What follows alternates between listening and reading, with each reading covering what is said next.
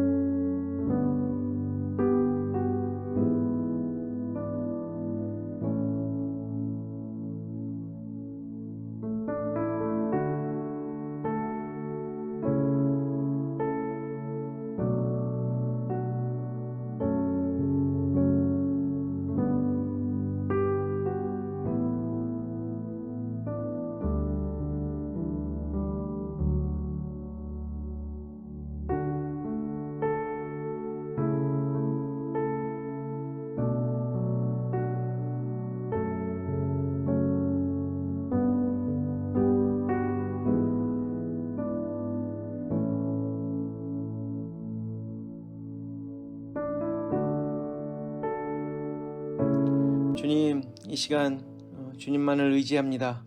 우리의 예배를 받으시고 모든 성도들이 하나가 되고 주님께만 집중하는 그런 시간 예배가 되게 하옵소서.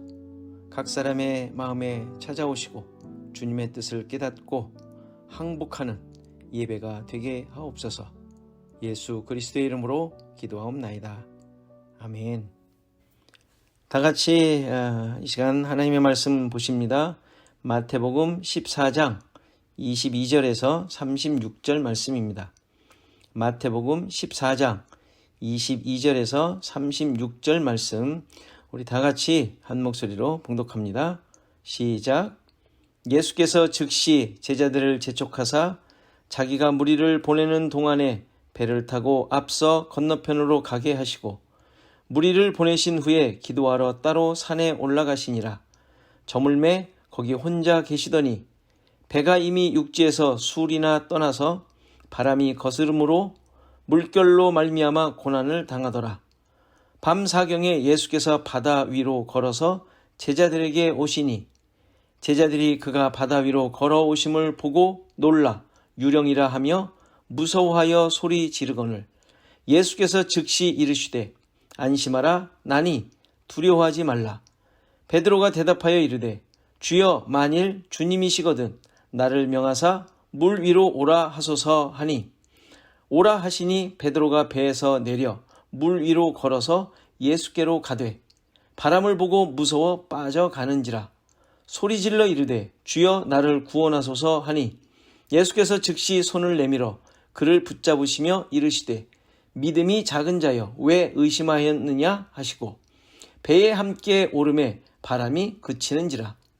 배에 있는 사람들이 예수께 절하여 이르되 진실로 하나님의 아들이로소이다 하더라. 그들이 건너가 게네사렛 땅에 이르니 그곳 사람들이 예수이신 줄을 알고 그 근방에 두루 통지하여 모든 병자들을 예수께 데리고 와서 다만 예수의 옷자락에라도 손을 대게 하시기를 간구하니 손을 대는 자는 다 나음을 얻으니라. 아멘. 이 시간 찬송가 338장 찬송하시면서 헌금 봉헌하십니다.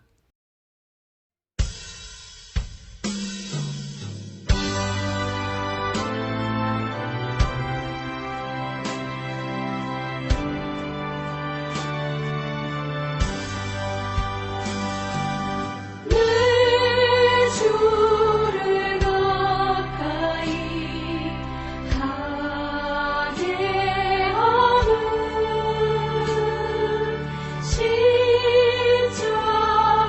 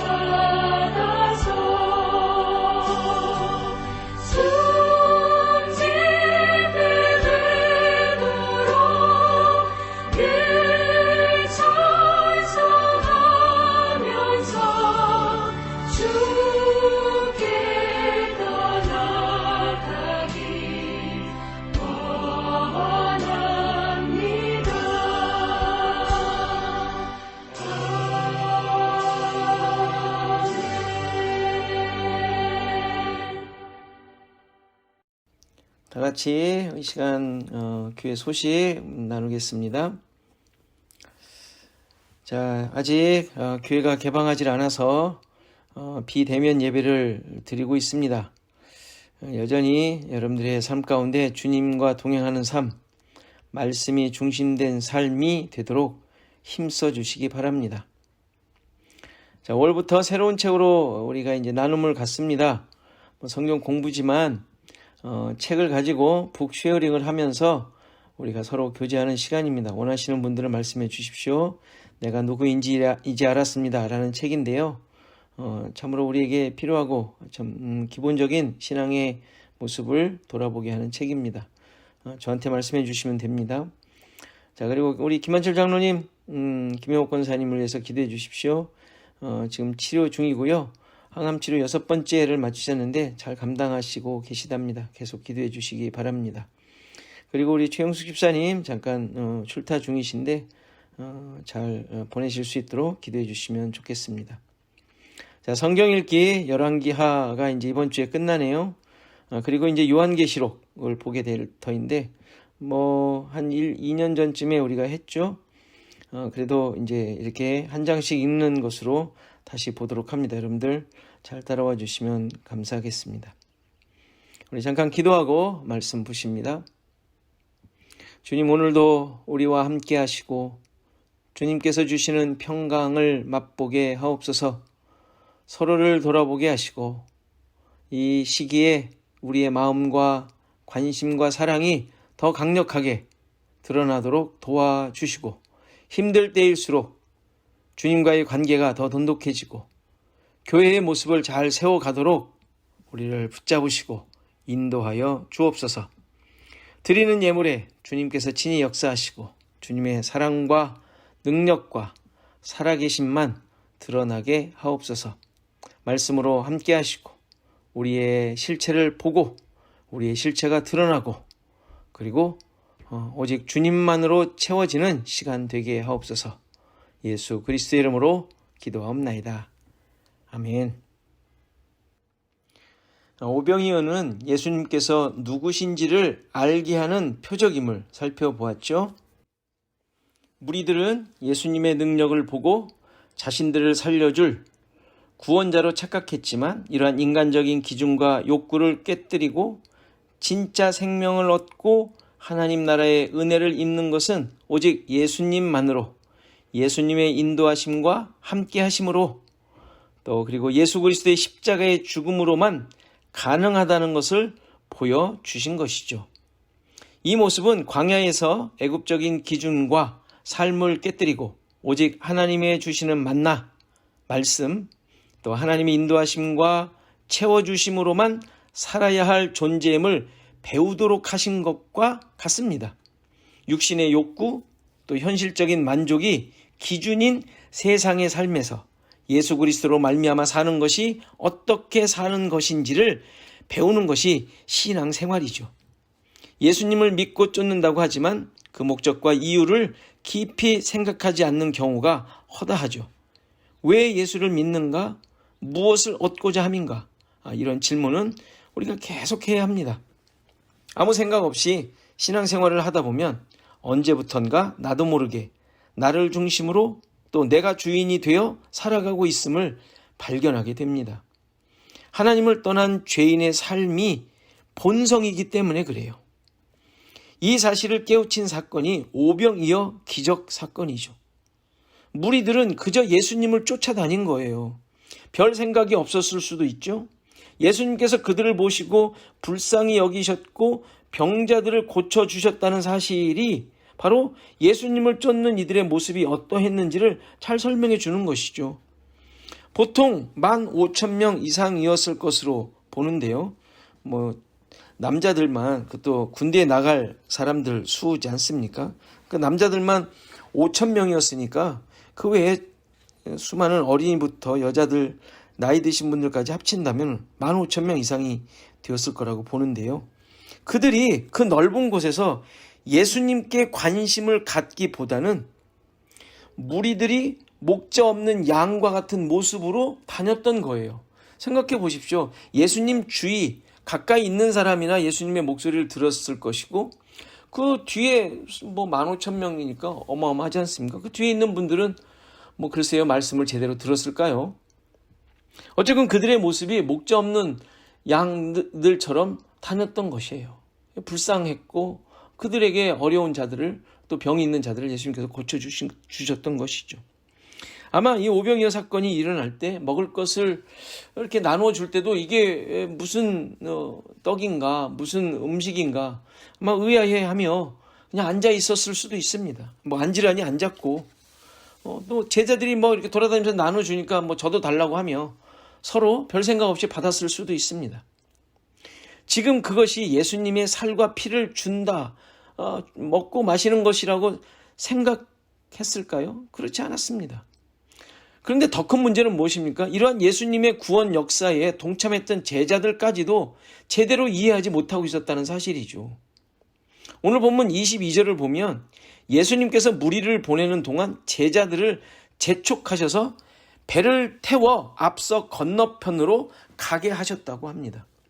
마태복음에서는 예수님께서 왜 이렇게 재촉하셨는지 그 이유가 잘 나타나 있지 않지만, 요한복음을 보면 오병이어 기적이 있고 난 후에 표적을 본 무리들이 예수님을 세상에 오실 그 선지자라고 하며 붙들어서 임금으로 삼으려고 한 그 시도한 모습이 나옵니다. 당연히 그런 분위기가 잡히니까 제자들은 이긴 때가 되었다, 이제 우리도 한 자리를 차지할 기회가 왔다라고 생각할 법해요. 그런데 이러한 기대나 상황을 예수님께서는 미리 차단하시고 재촉하여 제자들을 건너편으로 보내신 거예요. 그리고 이러한 생각이나 내용에 대해 완전하게 무너뜨리시기 위해 배를 타고 건너가는 동안 풍랑을 만나게 하셨고, 그리고 그 풍랑 가운데 그들을 찾아오셨던 것입니다. 그러니까 이 상황을 통하여 제자들이 깨달아야 할 것들이 있었던 것이죠. 오늘 본문 내용에서 이제 알아봐야 할 의미입니다. 왜 예수님께서 그때 그렇게 찾아오셨을까요? 제자들이 깨달아야 할 내용이 무엇이었을까요? 제자들을 배에 태워 건너편으로 가도록 하시고 예수님께서는 산으로 기도하러 가시죠. 배는 육지에서 멀리 떨어지게 되었는데 다른 성경을 보면 한 10리 정도 갔다고 합니다. 근데 이제 바람이 거슬러 고난을 당하게 되죠. 배가 제대로 가지 않았던 거예요. 거기에 밤 4경쯤이라고 되어 있는데 현대의 시간으로 새벽 3시에서 6시 정도 되었다고 합니다. 그때 예수님이 오셨다고 하니까 전날 저녁쯤에 떠났다고 치고, 그러면 6시, 7시, 8시쯤 떠났다고 하면 거의 9시간 정도를 그 풍랑이 있는 바닷가에서 애쓰고 있었던 것이죠. 그러니까 그래 봐야 10여리밖에 못 걷던 거예요. 그걸 건너가는데 얼마나 됐겠습니까? 그러니까 이 정도면 거의 그들의 상태는 기진맥진하여 죽을 지경이 되었을 것입니다. 그러니까 이 풍랑을 겪고 있으면서 그 시간 동안 제자들은 무슨 생각을 했을까요? 도대체 예수님은 어디 계시는 거야? 왜 갑자기 우리를 가라고 하시고 이런 고생을 시키는 것일까? 예수님께서 그때 가만히 계시기만 해도 임금이 되실 것이고, 그러면 이 땅에 멋진 하나님 나라를 세우실 수 있었던 거 아닌가? 이런 온갖 생각들을 하지 않았을까요? 그런데 중요한 것은 이러한 풍랑을 통하여 제자들이 가지고 있었던 이런 세상적인 생각들, 그런 가치와 목적들, 이런 것들을 완전히 포기하게, 아니 생각지도 못하게, 그래서 예수님만 붙들어야 하는 자들로 만들어 가셨던 거예요. 거기서 무슨 생각을 했겠습니까? 그런 고생 한다고 불평했을지 모르지만 기진맥진해서 죽을 지경이 되면 예수님 빨리 오세요, 우리를 살려주세요 하지 않았을까요? 이러한 예수님의 인도하심은 우리 신자들의 삶에서 아주 중요한 요소라는 사실을 잊지 않아야 합니다. 특히 뭔가 잘 된다는 생각이 들 때, 세상적인 가치나 목표가 달성될 때 이러한 인도하심이 우리에게 주어진다는 사실이에요. 우리가 흔히 호사다마라는 말을 하죠. 좋은 일에 나쁜 일이 많이 생긴다는 속담이죠. 그러니 조심하며 살라는 경고의 말이죠. 그러나 신자들에게 호사다마는 존재하지 않습니다. 호사라는 말도 문제지만 도대체 호사가 뭐예요? 그렇죠? 근데 악한 것, 마귀가 많이 낀다, 많이 있다라는 말인데 이런 말도 의미가 없어요. 도대체 어떤 일이 호사이고 무엇이 마입니까? 신자들에게 일어나는 일들은 모두가 다 당연한 일들이고 주님의 인도하심 가운데 있는 일들입니다. 좋은 것도 나쁜 것도 아닌 오직 하나님의 일하심이 나타내는 증거들일 뿐이에요. 나의 기준을 깨고 세상적 가치와 기준을 버리고 하나님 나라의 기준으로 판단하고 주님의 뜻만 성취된다는 사실을 믿고 고백하도록 인도하시는 것입니다. 따라서 제자들이 바다에서 풍랑으로 고난을 당하는 모습은 당연히 신자들의 세상에서의 삶을 의미해요. 무리들의 환호성을 멀리하고 떠난 상황은 지금 풍랑으로 고난당하고 있는 이 상황은 내가 누구인지, 무엇을 목표하며 살고 있었는지, 내 삶의 주인은 누구여야 하는지를 확인하도록 주어졌던 것이죠. 떡을 나누어주는 기적으로 기분이 업되어 있었고 예수님께서 왕이 되실 것 같은 분위기에서 자신이 차지할 세상의 가치들을 버리도록 하신 거예요. 신자들의 삶에서도 마찬가지죠. 많은 것을 잃는 경험을 하는 것은 믿는 자라면 분명한 하나님의 인도하심이 있다는 사실을 놓치지 않아야 합니다. 그런데 반대로 그것을 어떻게 하든지 찾아내고 확보하려는 모습이 있다면 여전히 자신의 기준이 세상에 있음을 그대로 보여주고 있는 것이죠. 야곱이 애굽의 바로 앞에 설 때까지 그는 모든 것을 잃어버려야 했어요. 그는 생애 전체를 통해 세상의 가치를 잃지 않으려고 노력하며 살았던 사람이죠. 하나님의 직접적인 개입이 있었지만 가장 사랑하는 아들 둘, 요셉과 베냐민, 그 둘을 잃을 때까지 그는 포기하지 않았어요. 요셉은 일찌감치 잃어버렸지만 끝까지 베냐민을 붙잡고 있었지 않았습니까? 그러나 최종적으로 야곱이 베냐민을 포기하고 장자 르우벤이 베냐민을 위해 두 아들을 걸고 지키겠다고 하고 나중에 다시 와서 베냐민 데려가겠다고 했을 때 일어난 일이죠. 그리고 애굽에 이제 가지 않습니까? 베냐민을 데리고 왔는데 거기서 또 요셉이 그 시험을 하면서 베냐민을 놓고 떠나라고 하잖아요. 그때 유다가 그 베냐민을 놓고 자신의 생명을 내거는 모습을 보이죠. 그러니까 모두가 다 야곱도 그랬고 장자 르우벤도 그랬고 또 유다도 그렇고 이 베냐민을 놓고 자신의 모든 것을 다 포기하는 지경에 이르고 있는 모습을 보여주고 있는 장면이 그 요셉을 만난 다음에 일어난 일들이에요. 그러니까 이러한 모습이 드러난 후에 모든 것이 다 포기된 가족들이 애굽으로 이주하게 되는 거예요. 그렇죠? 이렇게 모든 것을 포기하고 내려놓은 자들이 하나님께서 약속하신 하나님의 인도하심을 받아 그곳으로 가게 됨을 보여주는 것이죠. 이게 바로 신자들이 가야 할 길인 거예요. 이렇게 고난을 당하며 기진한 제자들에게 예수님께서 찾아오시죠. 그들의 모습은 고난을 당하고 있는 그 풍랑이 있는 바다 위로 걸어오셨던 것입니다. 이것은 아주 상징적인 모습이죠. 제자들의 모든 것을 포기하도록 한 그 세상을 점령하신 모습을 말합니다. 예수님이 그 위에 걸어오시니까. 전에도 말씀드린 것이지만 이러한 모습이 예수님의 능력이 크시다는 사실을 말하는 것이 아니죠. 그분은 창조주이시며 모든 이 우주 만물 삼라만상을 주관하시는 분이세요. 풍랑 이는 물 위로 걸으시는 것은 일도 아니죠. 그것을 통해 제자들로 하여금 예수님께서 함께 하신다는 사실이 갖는 놀라운 은혜가 무엇인지 깨닫도록 하신 거예요. 모든 기적들이 다 그렇죠. 이런 놀라운 분을 나의 주인으로 세상을 이기고도 남을 만한 든든한 후견인으로 삼으라는 것이 아니에요. 예수님은 알라딘 램프의 제니가 아니라 그랬어요. 나를 만족시키고 원하는 것을 주시는 능력 있는 분이 아니에요. 세상을 창조하신 분이라는 사실이 위로가 되고 힘이 되는 이유는 세상을 이기게 하시기 때문이 아니라 그분이 나 같은 자도 만드시고 자녀 삼으셨다는 사실 때문에 위로와 힘이 되는 거예요. 예수님께서 나의 주인이시고 인도자이시며 구원자이심을 고백하는 자들이라면 정말 내가 세상의 주인이 아닌 주님만을 의지하며 그러한 자로 살고 있는지를 늘 확인해야 할 것입니다.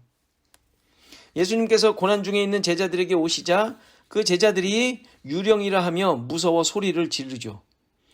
그런 일이 본 적이 없으니 당연한 일이라 할 수 있죠. 그러나 단순한 능력을 보이신 것이 아니라 내가 누구인지를 보여주신 것이죠. 그래서 예수님께서는 안심하라, 나니 두려워하지 말라 하는 말씀을 하시죠. 여기서 예수님께서 친히 자신에 대해 나니라는 소개를 하셨습니다. 나다라고 하신 것이죠.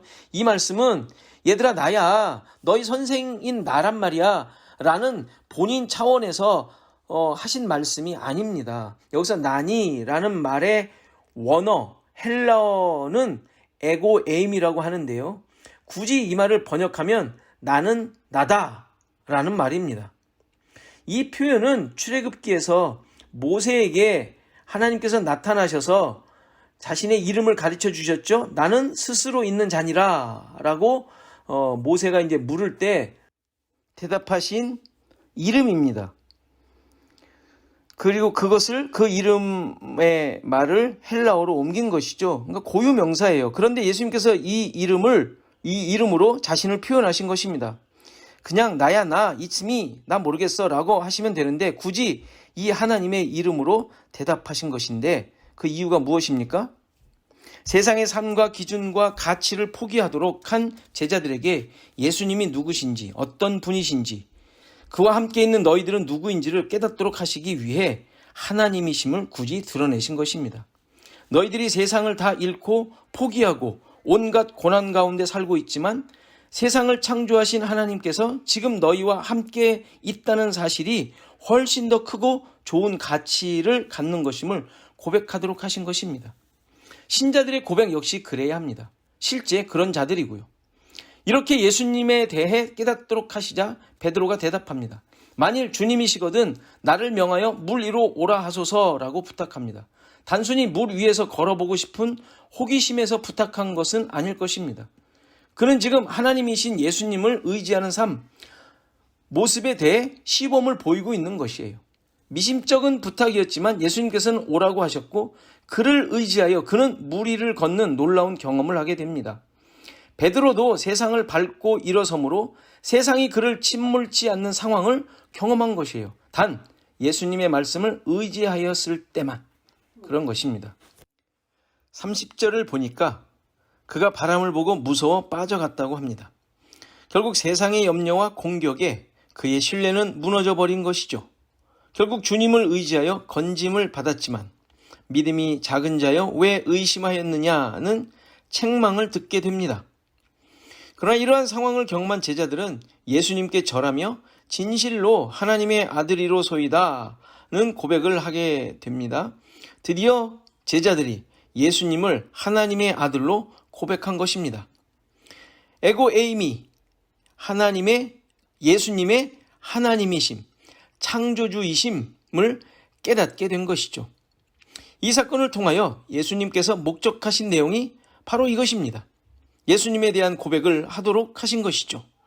이 믿음의 고백이 흔들리지 않는 자에게 물 위를 걷는, 세상을 이기는, 세상에 좌우되지 않는 그런 삶을 살게 된다는 사실을 보여주신 것입니다. 이 말은 세상과 떨어져 상관없는 삶을 산다는 말이 아니라 믿음의 삶, 주님을 따르는 삶을 산다는 의미입니다. 설사 우리의 믿음이 약하여 실족하더라도 예수님께서 손을 내밀어 건져내심으로 승리의 삶을 살도록 하실 것이죠. 중요한 사실은 우리의 믿음은 늘 작은 자들로 발각된다는 사실입니다. 늘 세상에 빠져 있습니다. 주님만을 의지하며 그의 하나님 되심을 고백하는 자들이지만 세상으로 인해 두려워하며 풍파에 좌우될 때 세상으로 인해 허우적거리게 된다는 사실입니다. 신자의 삶은 풍랑이 이는 물 위에서 사는 것과 같습니다.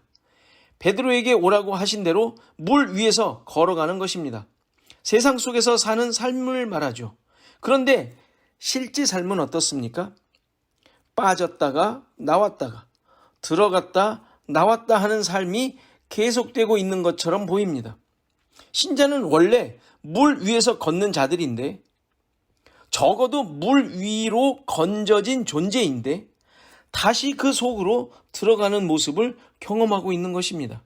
믿음이 작은 것이죠. 믿음이 없는 것입니다. 계속 들어갑니다. 그렇다면 신자는 늘 믿음이 작은 자들로 살아가는 것일까요? 물에 들어갔다 나왔다 하는 삶이 계속되어야 하는 건가요? 당연히 아닙니다. 성경은 하나님의 백성들이 물에서 이미 건짐을 받은 존재들임을 분명하게 보여줍니다. 노아 홍수 때는 방주를 통하여 세상을 침몰하는 물속으로부터 건짐을 받았다는 것을 보여주죠. 그리고 출애굽한 백성들을 가로막은 홍해로부터는 모세에 속하여 세례를 받음으로 건짐을 받게 되죠. 또 가나안으로 들어갈 때 그들을 가로막고 있던 요단강은 언약궤를 맨 제사장들이 들어서자 갈라져서 물이 그들을 침범치 못하게 되었죠. 이 사건들은 하나님의 백성들이 어떻게 구원을 받았는지를 보여주는 사건들이죠. 그런데 모두가 물이 침범하지 못한 공통점이 있습니다. 다시 말해서 거기로부터 건짐을 받은 자들이기 때문이죠. 어떠한 물의 침범도 세상의 공격도 결코 하나님의 백성들을 무너뜨릴 수 없다는 것을 보여주는 것이죠. 그리고 그 근거가 나에게 있는 것이 아니라 하나님의 약속, 구속의 능력, 예수 그리스도로 말미암은 것임을 보여줍니다. 따라서 신자들의 모습은 늘 주님을 의지하며 그의 구원을 소망하며 사는 자들인 거예요. 물론 실제 삶에서 정말 아까 말씀드린 대로 들어갔다 나왔다 하는 것 같지만 그것은 우리가 느껴지는 거고 우리 스스로 믿음의 연약함으로 하나님을 의지함이 연약하여져 그렇게 느끼는 것이지, 실제 하나님의 눈, 하나님의 인도하심 속에서는 결코 물에 빠져 있는 것이 아닙니다. 주님은 하나님의 아들이시고 그 하나님의 아들이신 분이 우리를 붙잡고 계시기 때문인 것이죠. 신자는 믿음이 작은 자들이 아닌 이 믿음으로 사는 자들입니다. 항상 이 사실을 잊지 마시고, 지금 팬데믹을 지나고 있는데 이러한 삶 속에서 정말 내가 주님께 붙잡혀 사는 삶인지, 내가 정말 그것을 의지하며 살고 있는지를 확인하는 아주 중요한 시간들입니다. 여러분들의 삶 속에, 이 팬데믹의 기간을 살고 있는 여러분들의 삶 속에 이러한 고백, 주님을 의지하며 주님만을 바라보며 살고 있다라는 놀라운 고백이 계속되어져서 이 기간을 이기고 승리하고 견뎌내는 은혜가 여러분들 가운데 넘치기를 간절히 바랍니다. 이 시간 우리 다 같이 말씀을 생각하며 잠깐 기도하는 시간 갖겠습니다. 믿음으로 사는 자들, 이미 건짐을 받아 예수 그리스도 위에 그 안에 사는 자들임을 깨닫고 고백하는 삶을 살게 하소서. 많은 일과 상황 속에서 믿음을 잃지 않고 세상을 이기며 사는 자들이 되게 하소서. 여러 사건 사고들이 우리 가운데 많은데 그런 상황 속에서 말씀으로 굳게 서서 주님만을 의지하며 살게 하소서. 그리고 우리 김한철 장로님을 위해서, 윤선호 선교사님을 위해서 우리 다 같이 한 1, 2분 동안 기도하시겠습니다.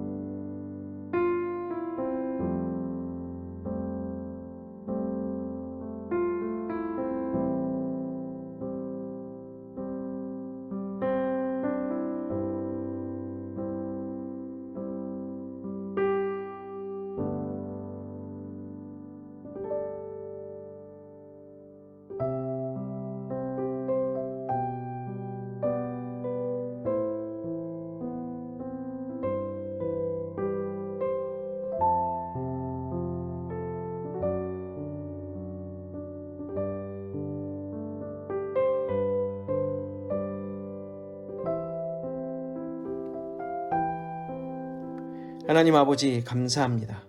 우리를 살리시고 자녀 삼으시고 자기 백성으로 인도하여 주심에 감사드립니다. 세상 가운데서도 세상에 속하지 않은 자로 인도하시고 은혜로 살도록 붙잡아 주시고 그 증거를 드러내는 삶이 되게 하옵소서. 내가 추구하는 것들이 세상으로부터 벗어나고 그 가치를 쫓지 않도록 도와주시고 주님의 동행하심을 고백하며 살게 하옵소서. 수많은 일들이 우리의 상황 가운데 우리의 주변에 일어나고 있습니다. 믿음의 기준과 말씀으로 지혜롭게 판단하게 하시고 가정과 직장 또 나에게 맡겨진 일들을 통하여 주님의 일하심만 드러나게 하옵소서. 김한철 장로님을 붙잡아 주시고 주님의 함께하심을 드러내는 놀라운 기회가 되도록 인도하여 주옵소서. 함께 계신 우리 권사님에게도 힘을 주시고 늘 기도하며 주님을 붙잡을 때마다 그 마음에 담대함과 또 기쁨을 허락하여 주시고 그래서 이 모든 상황을 딛고 일어선 놀라운 증거들이 넘치도록 인도하옵소서. 윤선호 선교사님 붙잡아 주시고 그에게 맡겨진 사명 감당하도록 그 모든 상황들을 건강하게 인도하여 주옵소서. 여러 가지 상황으로 힘들어하는 성도들에게 은혜와 평강으로 함께하여 주시고 어떤 상황에서든지 기쁨을 잃지 않도록 인도하여 주옵소서. 예수 그리스도의 이름으로 기도하옵나이다. 아멘. 다 같이 찬송가 406장 찬송하시겠습니다.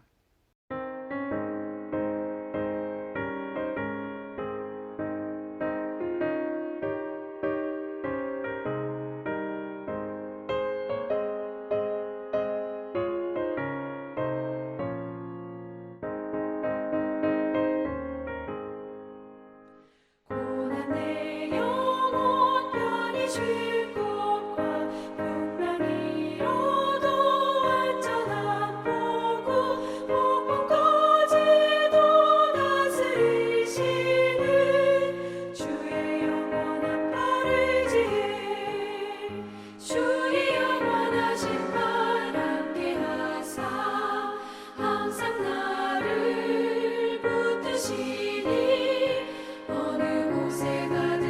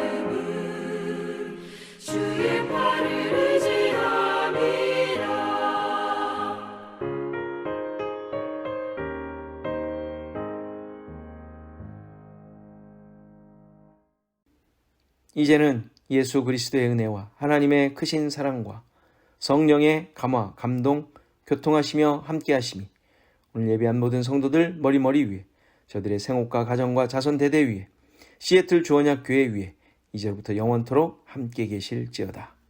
아멘. 나의 삶은 내 주 예수